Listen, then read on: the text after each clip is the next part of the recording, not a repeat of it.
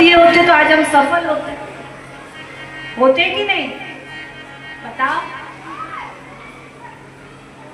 तो भैया यहाँ हमारा भजन करने के लिए आए हैं। राघव जी ने ऐसी कृपा करी है, कमेटी ने ऐसी व्यवस्था करी है, जाके फलस्वरूप हमको और आपको रामचरितमानस राघव जी की कथा सुनने का शुभ अवसर प्राप्त हुआ। पारस परस कुधात सुहाई। देखो पारस मणि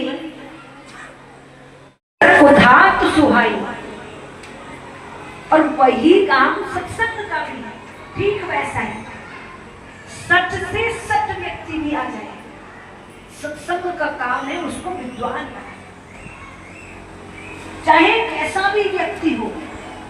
राघव जी की शरण में आ गया तो राघव जी उसको विद्वान बनाते हैं।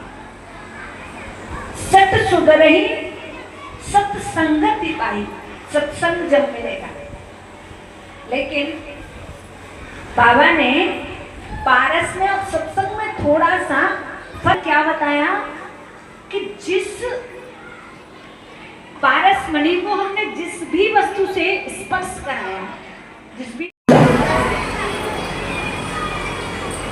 फूल को आप पारस मणि मानो। इस फूल का स्पर्श हमने इस लोहे से कराया तो ये लोहा पूरा सोने का हो गया। अब इस लोहे को, इस सोने को जो इस पारस मणि के स्पर्श से बनाए, अब इसको हम किसी दूसरे सोने की नहीं होगी, इसके अंदर ये सामर्थ्य नहीं है। ये तो हो गया इस पारस मणि के प्रभाव से, लेकिन इससे अगर हम इसका स्पर्श किसी दूसरी वस्तु से कराएं तो वो वस्तु सोने की नहीं है। लेकिन सत्संग की ये महिमा है। सत बना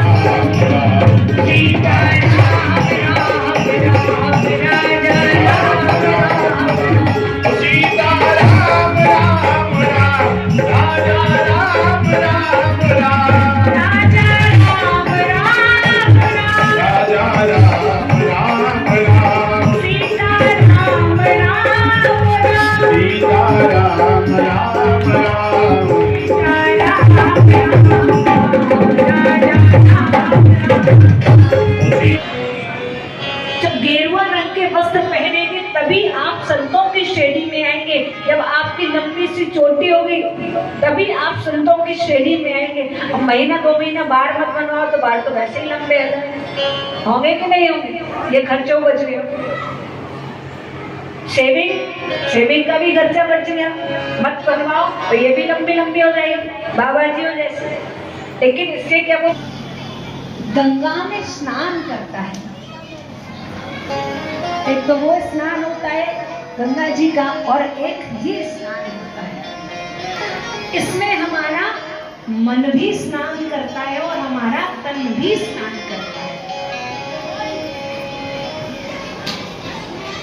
इस गंगा में जो स्नान करेगा, भागवत में भी यही बात कहती हूँ और मानस में भी, मैं नहीं कह रही, स्वयं बाबा तुलसीदास जी भी यही बात कह रहे हैं कि भैया संत वस्त्र मात्र से नहीं होता। हमने गेरुआ रंग के वस्त्र पहन लिए, लंबी सी चोटी रखा ली, लंबी सी दाढ़ी बना ली, उससे संत कौवा बनाना। क्या कह रहे हैं कि जो कौवा होता है वो कोयल बन जाता है। जब सत्संग की गंगा में स्नान किया जाता है तो कौवा भी कोयल बन जाता है। अब कौवा कैसा बोलता है? कर्कश। कौवा बोले तो सब कहे अरे भैया यहाँ से हटा। ये बात मैं आपसे इसलिए कह रही हूँ कि जब तक भगवान की कृपा नहीं होगी तब तक हम और आप इस पंडाल में नहीं आ सकते।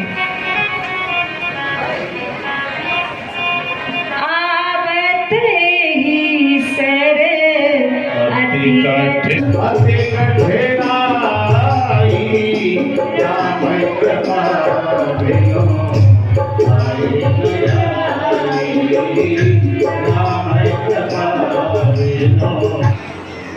और स्वभाव भी कैसा, जो अहित नहीं करता। तो संत होगा वो कभी किसी का अहित नहीं करेगा। हर परिस्थिति में राम राम राम सिया राम राम राम राम राम राम सिया राम राम राम राम वो व्यवस्था करो, वीवीआईपी व्यवस्था करो, लेकिन साथ में कथा भी सुननी पड़ेगी, क्योंकि कथा नहीं सुनेंगे तो हमारा और आपका कल्याण नहीं होगा। बैठ जाओ। मैं काम सहता हूँ, बैठ जाओ, काम चाहे बैठ जाओ।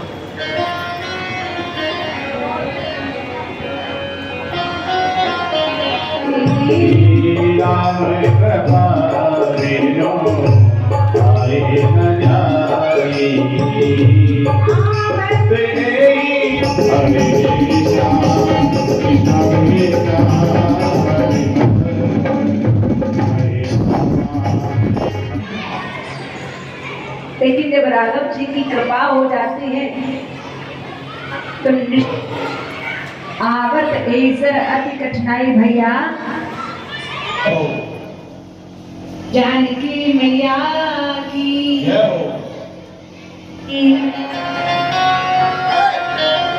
और आपको मालूम है, जय श्री राम जय श्री राम जय श्री राम जय श्री राम। जी, कथा का आज दूसरा दिन है, क्या कहेंगे आज?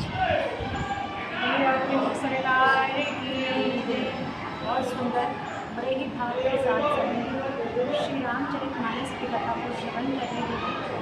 और जब भक्ता भाव से कथा को कहे और श्रोता भाव से कथा को श्रवण करें, आनंद दोगुना हो जाता है।